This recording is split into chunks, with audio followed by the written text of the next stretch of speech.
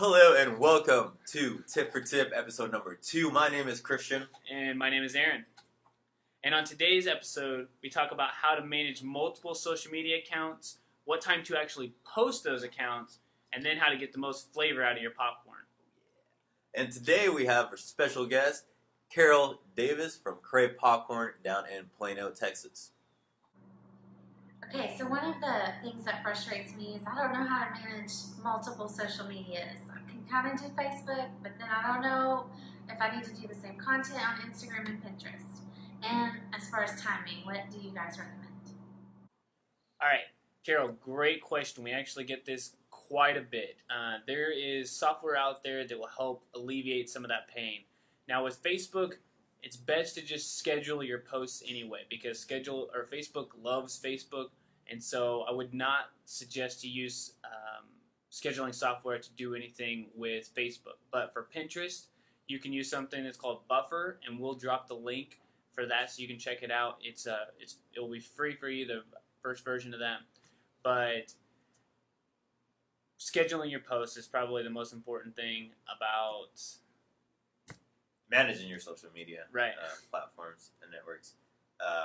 But besides that, I think the question was more of, is the content going to be the same on Facebook, Instagram, or Pinterest? Right. And the answer is yes and no. Right.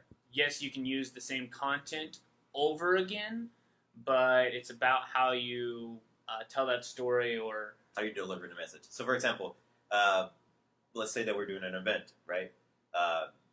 If you're doing it on Facebook, you would, to get a higher engagement, you would do a video or a live video explaining what the event is and where it's taking place and all that.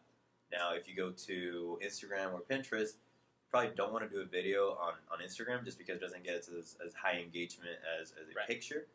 So for Instagram, I would definitely do a really nice graphic, probably made on Canva or Photoshop if you had the skills, and promote it that way. So yeah, you're using the same content, but the delivery of the content is going to be different depending on each social network because you want to take advantage of what gets the most engagement out of each social network. Right. And then as far as timing, if you're just starting out, we suggest to to everyone who's just starting out to post at times in the morning, in the afternoon, mid-evening, and then evening. So some general guidelines as far as times would be between 7 and 8 a.m., 11 and 1 p.m., 3 p.m., and then 7 to 9 o'clock. But the best thing to do is everyone is different, so you can go to your insights on your social networks, at least for Pinterest and Facebook, and it will tell you when your audience is most active, and then you want to schedule around those posts. Make sure you do a long view or an overview of that. Don't just do the last week. Do a month and see where people are peaking at. As far as Instagram, you can't look at those type of details yet, but besides 3 or 4 o'clock in the afternoon, Instagram is active, has high engagement pretty much every other time, so you're good to post on Instagram.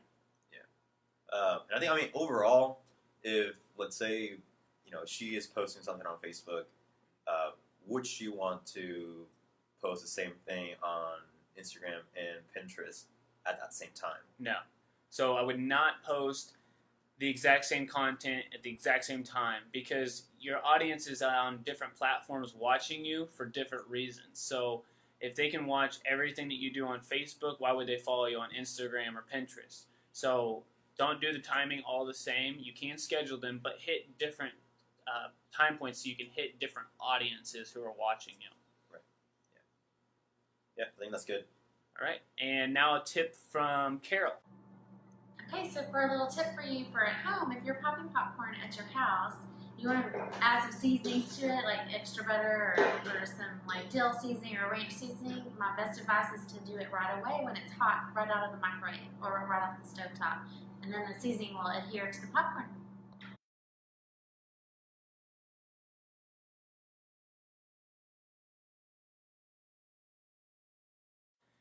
Thank you guys. This was episode 2 of Tip for Tip, and we want a special thank you to Blake and Carol Davis of Crave Popcorn for this, giving us a great tip on popcorn and a great question.